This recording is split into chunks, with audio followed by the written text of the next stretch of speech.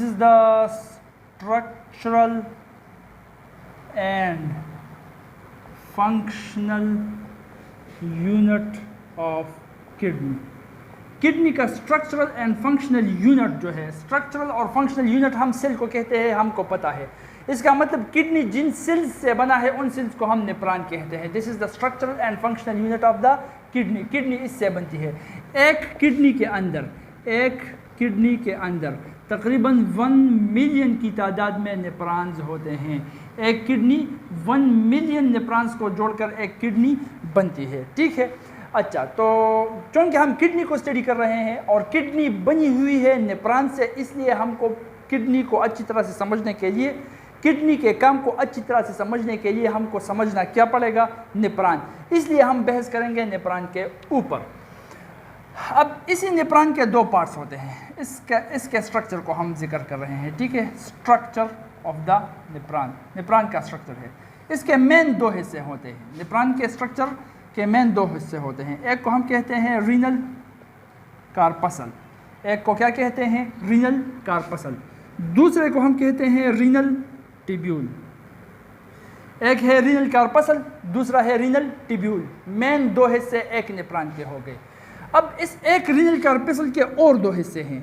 एक को हम कहते हैं ग्लोमेरुलस, दूसरे को हम कहते हैं बोमेन्स कैप्सूल। 2 हिस्से हैं, बोमेन्स कैप्सूल और ग्लोमेरुलस मिलकर एक ये पार्ट रीनल कार्पसल बनाता है। रीनल कार्पसल के 2 हिस्से हो गए, ग्लोमेरुलस और बोमेन्स कैप्सूल। इसी तरह से इस रीनल टिब्यूल के भी 3 हिस्से हैं। एक को हम कहते हैं प्रॉक्सिमल टिब्यूल, दूसरे को हम कहते हैं लूप ऑफ हेनल, दूसरे को हम क्या कहते हैं? Loop of Henle. तीसरे को हम कहते हैं डिस्टल टिब्यूल, तीसरे को हम क्या कहते हैं? Distal tubule. देखो, टिब्यूल कहते हैं पाइप को, प्रॉक्सिमल टिब्यूल, प्रॉक्सिमल कहते हैं पहले वाले हिस्से को, तो उस पाइप का पहले वाला हिस्सा। लूप ऑफ हेनल, ये हेनल नामी साइंटिस्ट ने डिस्कवर किया था, इसके ऊपर काम भी किया था कि इसका क्या काम है। तो और लूप की तरह है, यू की तरह, लूप मतलब जो बेंड हो चुका हो, तो यू की तरह है, इसलिए इसको लूप ऑफ हेनल कहते हैं। डिस्टल टिब्यूल, डिस्टल कहते हैं आखिरी हिस्से को, तो पाइप का आखिरी हिस्सा। तो ये है पाइप। नेफ्रॉन के अंदर जो पाइप स्ट्रक्चर है उसको हम टिब्यूल कहते हैं, रीनल टिब्यूल। उसके ये 3 हिस्से हैं। और रीनल टिब्यूल से पहले नेफ्रॉन के अंदर जो आ जाता है उसको हम रीनल कार्पसल कहते हैं। रीनल कार्पसल भी 2 चीज़ों को मिलाकर बनता है, ग्लोमेरुलस और बोमेन्स कैप्सूल। यहाँ पर जो डायग्राम आपके किताब के अंदर दिया गया है, अच्छा खासा काफ़ी बेहतरीन डायग्राम है, लेकिन समझने में थोड़ा सा मुश्किल है। इसलिए यहाँ पर मैं जो बना रहा हूँ वो मैं थोड़ा सा सिंप्लीफाई करके बनाऊँगा ताकि समझ में आ सके। ये वो डायग्राम होगा जिस डायग्राम के ज़रिए आप इस स्ट्रक्चर को आसानी के साथ याद कर सकते हो। बात दिमाग के अंदर बैठ रही है ना, तो इस स्ट्रक्चर को अच्छी तरह से याद करने के लिए जो स्ट्रक्चर मैं ड्रा कर रहा हूँ वो बहुत ही सिंप्लीफाइड स्ट्रक्चर है। उस सिंप्लीफाइड स्ट्रक्चर से आप याद कर सकते हो। बाकी अगर डायग्राम बनाना हो, बायोलॉजी के पेपर के अंदर डायग्राम बनाना हो, तो डायग्राम पर वही बनाना जो किताब के अंदर है। इससे सिर्फ स्ट्रक्चर को याद करोगे, ठीक है। ये भी अच्छा डायग्राम है, लेकिन उस तरह से अच्छा बेहतरीन नहीं है जो वहाँ पर है, लेकिन उसको समझना मुश्किल है और इसको समझना आसान है। जो मैं बना रहा हूँ इससे स्ट्रक्चर आसानी से याद हो जाएगा। देखो, ये बोमेन्स कैप्सूल होता है, एक कप की तरह एक कैप्सूल होता है इस तरह से, ठीक है। इसके अंदर अब बिल्कुल कंजस्टेड ब्लड कैपिलरीज ज़्यादा मकदार में इधर उधर दौड़ते हुए नज़र आते हैं, जिसको हम कहते हैं ग्लोमेरुलस। गड़वड़ पकी बलाशे ब्लड कैपिलरीज प्राते या तम ग्लोमेरुलस वाली बहुत से ब्लड कैपिलरीज इस तरह से, ठीक है, एक गुच्छा बना लेते हैं। उन ब्लड कैपिलरीज को हम कहते हैं ग्लोमेरुलस। वो एक कप के अंदर होते हैं, उस कप को हम कहते हैं बोमेन्स कैप्सूल। अब देखो, ये ग्लोमेरुलस हुआ, ये बोमेन्स कैप्सूल हो गया। अब बोमेन कैप्सूल से एक पाइप निकलता है, वो पाइप इस तरह से मूव करता है, इस तरह से, देखो, ठीक है। फिर इसके आगे जाओ, और भी स्ट्रक्चर है। अब यहाँ ये पाइप जो है, इस पाइप को हम रीनल टिब्यूल कहेंगे। इसका ये पहले वाला जो हिस्सा है, अच्छा, ये हुआ ग्लोमेरुलस, यहाँ पर लिख लेंगे, ठीक है, ग्लोमेरुलस। और ये क्या हुआ? Bowman's capsule. ये क्या हुआ? Bowman's capsule. अच्छा, ये पहले वाला हिस्सा जो है इसको हम कहते हैं प्रॉक्सिमल टिब्यूल, इसको हम क्या कहते हैं? Proximal tubule. ये आखिरी वाला हिस्सा जो है इसको हम कहते हैं डिस्टल टिब्यूल। डिस्टल मतलब आखिरी हिस्सा, पाइप का आखिरी हिस्सा, प्रॉक्सिमल मतलब पहला हिस्सा, पाइप का पहला हिस्सा, टिब्यूल मतलब पाइप। ये जो लूप है, यू शेप है, यू शेप, इस पर एक साइंटिस्ट हेनल ने काम किया था। इसको हम इसलिए कहते हैं लूप ऑफ हेनल। इसको क्या कहते हैं? Loop of Henle. अब देखो, इस डायग्राम से पूरे का पूरा स्ट्रक्चर याद हो गया। अगर दिमाग में इस तस्वीर को बिठा सकते हो तब ठीक है, आसान है इसको बिठाना, बच्चा भी बिठा सकता है। ग्लोमेरुलस और बोमेन कैप्सूल दोनों मिलकर जो बनाते हैं उसको हम कहते हैं रिनल कार्पसल, ठीक है। और ये तीनों proximal tubule, loop of Henle और डिस्टल टिब्यूल, ये जो तीनों मिलकर बनाते हैं उसको हम कहते हैं रिनल टिब्यूल।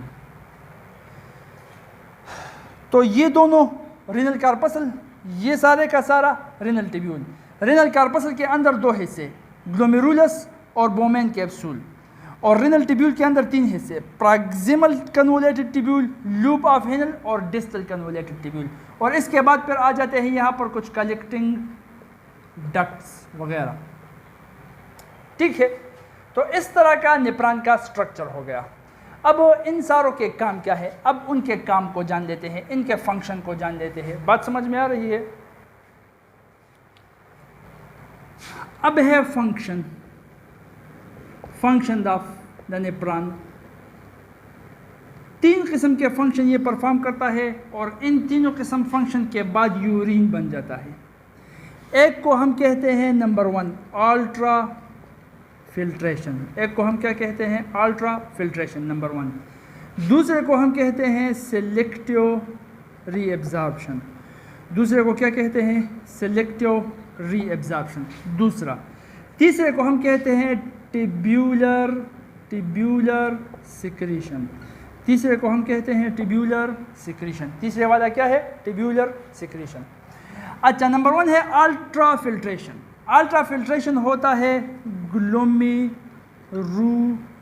में, प्लस इसके साथ है बोमेन्स कैप्सूल जो कि उस फिल्ट्रेट को रिसीव करता है। तो दोनों मिलकर ये काम करते हैं। देखो यहाँ पर हम बना लेंगे, ठीक है, स्ट्रक्चर से वाज़ेह हो जाएगा। ये हुआ बोमेन कैप्सूल, इससे ये टिब्यूल बाहर निकला हुआ यहाँ पर दौड़ता है, ठीक है। अब यहाँ पर जो ब्लड कैपिलरीज गुच्छे की तरह मौजूद है इस तरह से, ये है ग्लोमेरुलस। इस ग्लोमेरुलस में ब्लड जिस आर्ट्रियोल के थ्रू दाखिल हो रहा है, उस आर्ट्रियोल को जिसके थ्रू ब्लड दाखिल हो रहा है उसको हम कहते हैं एफेरेंट आर्ट्रियोल, और जिस आर्ट्रियोल के थ्रू ब्लड यहाँ से निकलता है उसको हम कहते हैं एफेरेंट आर्ट्रियोल। गौर से सुनो, देखो, जिसके थ्रू ब्लड दाखिल हो रहा है वो है एफेरेंट आर्ट्रियोल, जिसके थ्रू ब्लड निकल रहा है वो है एफेरेंट आर्ट्रियोल। अब यहाँ पर जो होता है size of efferent arteriole is double to that of afferent arteriole। Efferent arteriole का साइज एफेरेंट आर्ट्रियोल के निस्बत डबल होता है। ये ज़्यादा बड़ा होता है, ये इसका साइज इसके आधे के तकरीबन होता है, ठीक है। तो इसका साइज छोटा, इसका साइज बड़ा। अब जहाँ पर ब्लड दाखिल हो रहा है साइज बड़ा है, जब निकल रहा है तो साइज छोटा हो गया है। तो इस वजह से because of this pressure will be increased, इसकी वजह से क्या हो जाएगा? प्रेशर ज़्यादा हो जाएगा। अब देखो ना, इतने पाइप से अगर पानी इतने पाइप में दाखिल हो रहा है तो प्रेशर इंक्रीज ही होगा, और अगर इतने पाइप से इतने पाइप में पानी दाखिल हो रहा है तो प्रेशर डिक्रीज होगा। तो बड़े पाइप से जब छोटे पाइप में, बड़े वॉल्यूम से जब छोटे वॉल्यूम में कोई भी फ्लूइड दाखिल होता है तो उसका प्रेशर बढ़ता है। एफेरेंट आर्ट्रियोल दाखिल होने वाला आर्ट्रियोल है, इसका साइज बड़ा है। एफेरेंट आर्ट्रियोल छोड़ने वाला आर्ट्रियोल है, इसका साइज छोटा है। तो इस वजह से प्रेशर बढ़ जाएगा, और जब प्रेशर बढ़ जाए because of this increased pressure, इस प्रेशर की वजह से क्या हो जाएगा, फिल्ट्रेशन हो जाएगा। जो चीज़ें यहाँ पर है, यहाँ कैपिलरीज है तो इनमें सुराख होंगे, ठीक है, छोटे छोटे सुराख होंगे। इसी तरह से इस बोमेन कैप्सूल में भी सुराख होंगे।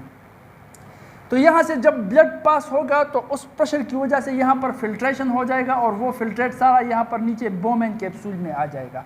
फिल्ट्रेशन जब हो गया तो वो जो फिल्ट्रेट बन रहा है वो कहाँ आ जाएगा, बोमेन को कैप्सूल में आ जाएगा। तो जो फिल्ट्रेशन की वजह से फिल्ट्रेट बन रहा है, जो फिल्ट्रेट बन रहा है उसको हम कहते हैं ग्लोमेरुलर फिल्ट्रेट। उसको हम क्या कहते हैं, ग्लोमेरुलर फिल्ट्रेट। बोमेन कैप्सूल से इस हाई प्रेशर की वजह से जो चीज़ें फिल्टर होकर नीचे बोमेन कैप्सूल में गिर जाती हैं उस चीज़ों को हम कहते हैं ग्लोमेरुलर फिल्ट्रेट, क्योंकि वो फिल्ट्रेट निकला ग्लोमेरुलस से है। अब बोमेन कैप्सूल इसको रखता है, इसको जमा कर लेता है, इसलिए ताकि इसको फॉरवर्ड करे। किसको फॉरवर्ड करे, रेनल ट्यूब्यूल की तरफ फॉरवर्ड करे, ठीक है। अब ये हो गया काम रेनल कार्पसल का कंप्लीट।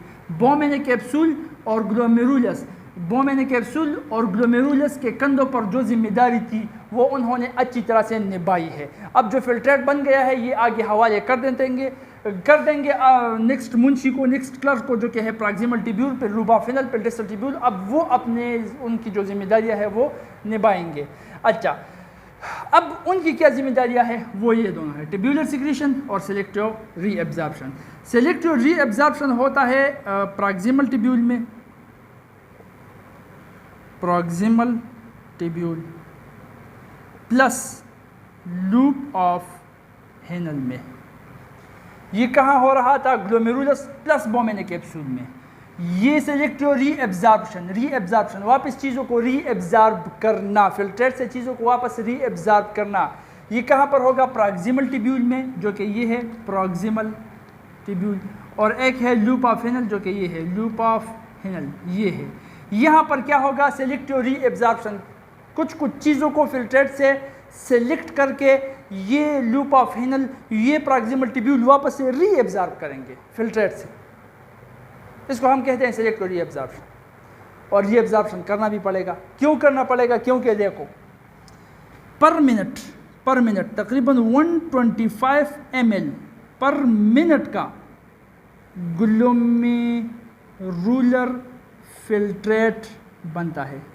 लो जी, अब लगा लो हिसाब, 1 मिनट के अंदर 125 ml ग्लोमेरुलर फिल्ट्रेट बनता है। 1 मिनट के अंदर 125 ml ग्लोमेरुलर फिल्ट्रेट बनता है। इसका मतलब 180 लीटर्स पर डे एक दिन के अंदर ये ग्लोमेरुलर फिल्ट्रेट जो है, जो कि पानी है और उसके अंदर कुछ डिज़ॉल्व्ड सॉल्यूट्स है, अमाइनो एसिड, विटामिन्स, हार्मोन्स, ये वगैरह ग्लोमेरुलर फिल्ट्रेट में है।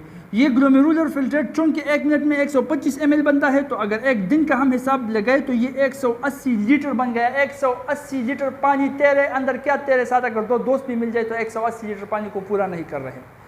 तो वही 180 लीटर पानी अगर हम मतलब जो एक्सक्रीशन हो रही है और इसमें रीएब्जॉर्प्शन ना हो, इसका मतलब 180 के 180 लीटर बाहर निकल जाएंगे, तो बीच में रह क्या जाएगा, 70% तो हम वाटर से बने हुए हैं, फिर हम होंगे ही नहीं।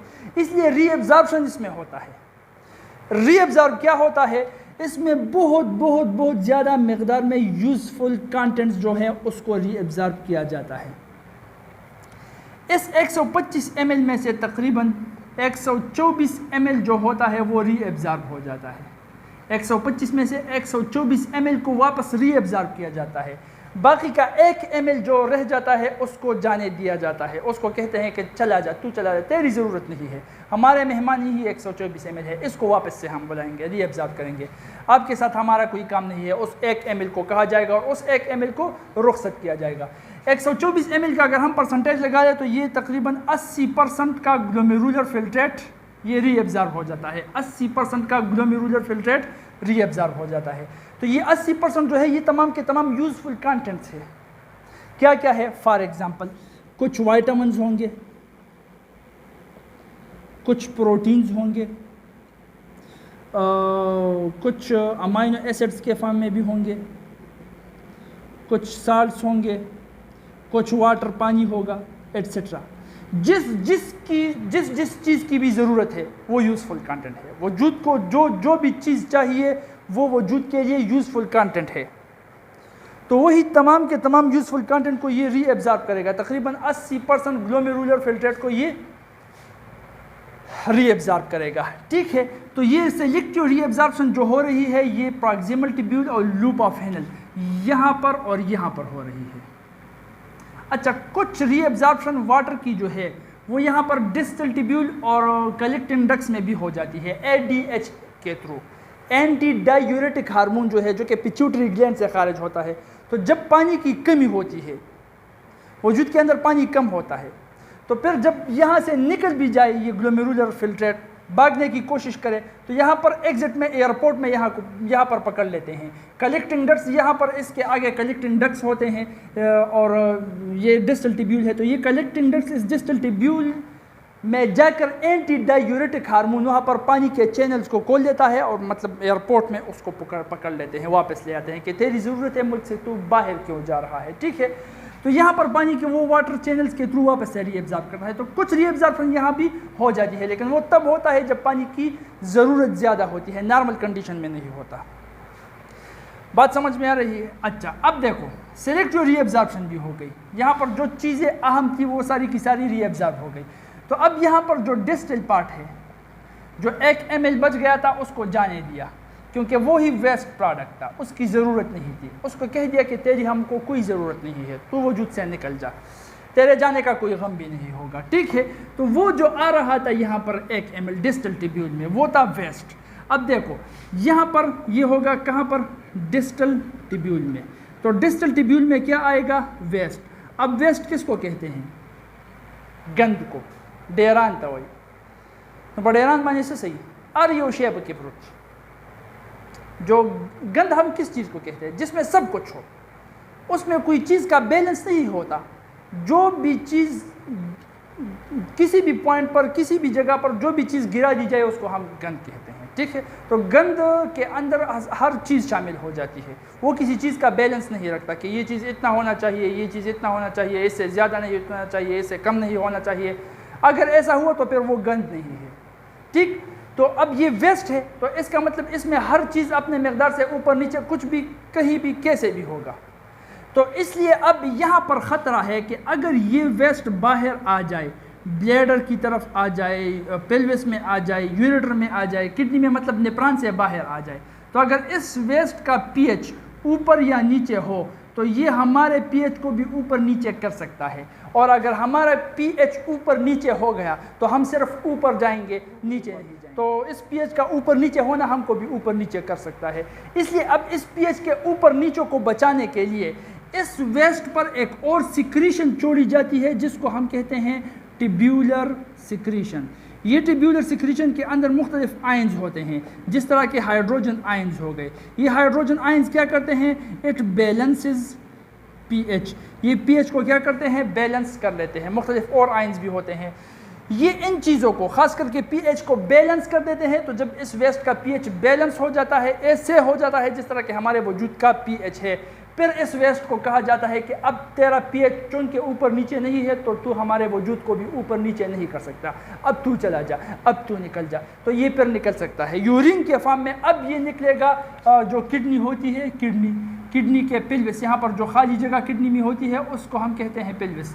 पिल्विस में अब ये आ जाएगा, पिल्विस में कलेक्ट होकर ये यूरेटर के थ्रू यूरिनरी ब्लैडर में चला जाएगा। ये अब हुआ यूरिन, और यूरिनरी ब्लैडर से पहले यूरेथ्रा के जरिए बाहर निकल जाएगा। तो इस तरह से यूरिन की फॉर्मेशन होती है और यूरिन वजूद से निकलता है।